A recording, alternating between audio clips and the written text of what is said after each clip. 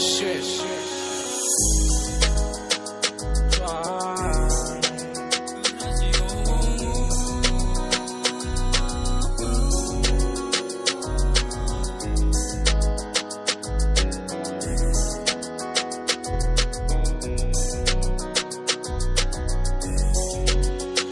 ทั้งหมดกูมีให้เพื่อน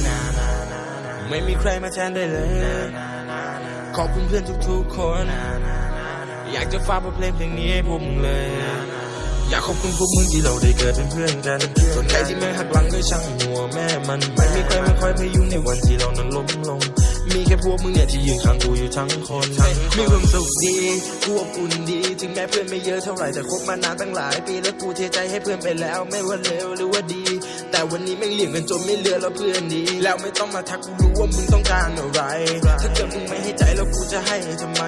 กูบอกว่ากูไม่มีแล้วมึงจะขออะไรพอกูมีกูให้หมดแต่พอกูหมดพวกมึงก็หายมึงไม่ต้องมาคอยพึ่งหวังประโยชน์กับกูถึงกูได้ผลสำเร็จมันก็เป็นเรื่องของกู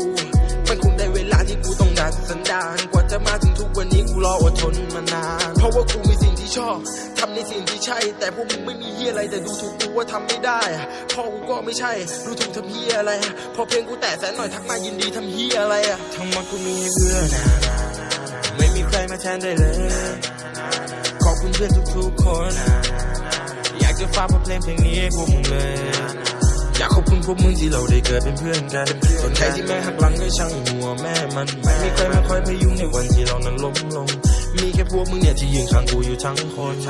กูมีเป็นรักตั้งแต่ประถมจนกูสะสมเป็นมัธยมได้พบสิ่งใหม่แปลกๆแต่ไม่คิดแต่แยกเดี๋ยวสักกับคนจะด่าจะชมยังรักเสมอและกูไม่เผลอไปเลื่อนดูชีวิตของเพื่อนถึงแม้จะพังแต่มึงก็ยังเป็นเพื่อนกูเฮ้ยกูไม่ได้ลืมกูไม่ได้ห่างกูยังคงรักพวกมึงเว้ยกูคิดถึงมึงกูคิดถึงมันคิดถึงทุกวันคิดถึงอยู่เว้ยจะมัธยมหรือจะประถมยังไงพวกมึงคือเพื่อนอยู่เว้ยอยากต่ออยากตีอยากเกลียดอยากโกรธอยากทำยังไงก็เพื่อนอยู่เฮ้ยเคยอยู่ด้วยกันทุกวันในความทรงจำมันไม่ลืมกูเองก็นั่งเสียใจที่มึงจะไปแบบไม่คืนกูพร้อมจะช่วยเสมอยกเว้นอย่างเดียวคือเรื่องตังแต่ขอบอกมึงในทุกนาทีว่าในตอนนี้เราเพื่อนกันไม่กล้าไม่พันหน้าว่าเพื่อนรักกันสักแค่ไหนปัญหาที่งงเข้ามายังมีพวกกูสู้แค่ไว้คบกันไม่สนเงินตราหน้าที่ของเราดูแลไปขอบคุณพวกมึงที่เดินเข้ามาไม่ว่าตัวกูมีแค่ใจ